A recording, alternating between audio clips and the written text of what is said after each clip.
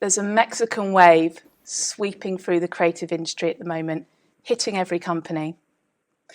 The thing with waves is it's one of those things where you see it heading in your direction and you know you need to respond to it, but the moment it arrives to you, there's always a sort of like awkwardness to the whole thing, especially if you've never taken part in a Mexican wave before. Now, this wave is what I'd like to refer to as the current diversity hiring trend. Companies are wanting to hire more people of colour, as well as gay, trans and disabled people. And job ads these days are containing sentences such as BAME people, especially encouraged to apply. I'm a creative recruiter and I've had an influx of requests from companies that want me to help them find a more varied selection of people. The wave has hit them and they're responding accordingly. And in every diversity and inclusion manual, it mentions external recruiters like me as one of the solutions to help fill this talent gap. You think I'd be loving this. I've never been more popular by companies as a supplier, but I've got something I'd like to say, and it is an urgent appeal to every CEO and owner of a business. By all means, please get swept up in the wave, but I'd like you to consider your direction really carefully, because there's a chance that a non-carefully considered response could be doing more harm than good. And I'd like to explain why.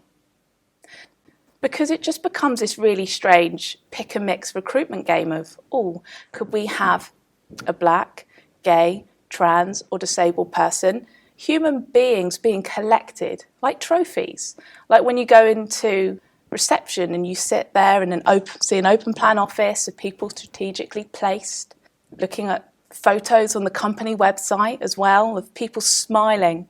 Look at us, aren't we diverse? But you can't have the D of diversity without the I of inclusion. As someone who's built their career on creative recruitment with conscience, I'd be doing a disservice to anyone that trusts me to find them a career home if I'm taking part in what essentially could be perceived as tokenism. What do you think would happen if someone from a marginalised background joins a company because they believe in their vision to be more diverse and inclusive? This individual leaves a secure job, throws caution to the wind, and they join this organisation. But this company is full of things like microaggressions, because the other members of staff believe that this person was only hired because of factors such as the colour of their skin, their sexual orientation, or their disability. This new hire would leave. Because these situations can have such an effect on an individual's self-esteem, which can take months, if not years, to recover from. But not only that alone, it's also expensive. The cost of loss to a company when someone leaves, not only from a reputation point of view, but financials alone, can cost a company up to 200% of that person's salary in recruitment and training fees. If you're a CEO or an owner of a business, I want you to ask yourself a set of 3 really serious questions. 1, does your company currently have an open, diverse and inclusive work culture? 2, how do you think your staff would genuinely react if you started hiring a variety of people from diverse backgrounds? And 3, how willing are you to proactively fix this? One key reason you might want to is it affects your bottom line. I mean, studies have suggested that diverse teams can increase company performances by up to 30%. And also millennials and Gen Z proactively seek diverse companies to work for, so you'd also be missing out on top talent for your company as well. And this isn't when it's just about creative recruitment with conscience. This is when it becomes recruitment with common sense.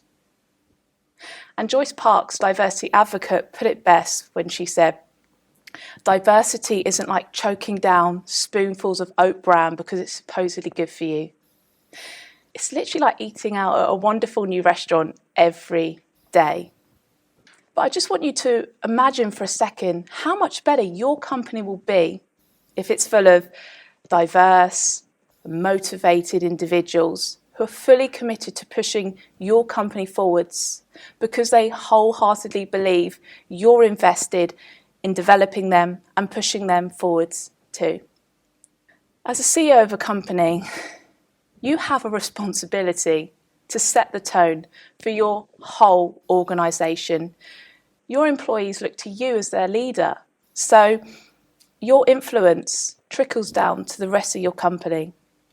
But also in every organisation, there's key members of the team where if they're on board, everyone else is on board. And this diversity and inclusion training you're trying to implement won't work if these key people are rolling their eyes and referring to it as a waste of time. Everyone has to be on board with this for it to work.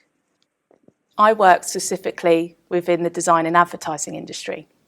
And we all know that advertising essentially reflects society back to itself. But advertising fails as an industry if it doesn't contain people in boardrooms or design teams that reflect the rich tapestry of the culture that brands are trying to communicate with, because it's full of individuals that have the same lived experiences of the people brands are trying to talk to. As people, we have so many different identities. Gender variant, cisgender, working class, middle class, Muslim, Christian, black, white, gay, straight. An identity is just a part of someone. But also our values are what are really important. And shared values are essential, as well as integration within society and an organisation. When I run industry leaders talks, which is where I ask some of the biggest names in advertising and design, what do you look for when recruiting for a creative for your team? And a lot of them said to me, well, along with grit, resilience and creativity, what we're really looking for is that person's voice. Because what makes a great creative is every life experience they've ever had being expressed into their work. And if you want your agency to be producing groundbreaking, progressive work that moves society and the world forwards, that's rich in culture, narratives and opinions, well, you need to not only hire diverse voices, but you need to really create a culture where everyone feels empowered to express their ideas and to make sure that when anyone talks, that everyone is there to listen and to truly hear their voices when they speak. So, as a CEO and an owner of a company, there are 3 things you can do in regards to diversity and inclusion within your company.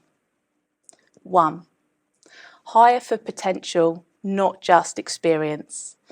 See, when companies come to me and they say, we would like to find you to find us a woman of colour who has experience working with some of the big sexy clients on some of the big key accounts and have proven experience there. This may not have happened. So what you need to do is hire 1 to 2 levels down, and you need to be invested in their growth. You need to be their mentor and they need to report directly to you. 2, take a look around you.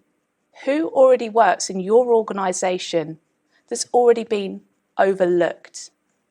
Once you've identified talented individuals that already exist within your company, assign them a mentor, someone that is going to be that voice that will speak up for them in the room when they're not there and be invested in their growth as well. And 3, have an external assessor come in and talk to your employees. If you want people to feel they can truly express themselves and their ideas and their opinions on your company and culture, this person needs to be external. Don't use HR because they work for you, and a huge part of their job is onboarding people. Just bring someone external in. Get them to listen to your employees and report that back to you, and be prepared to really listen to that feedback.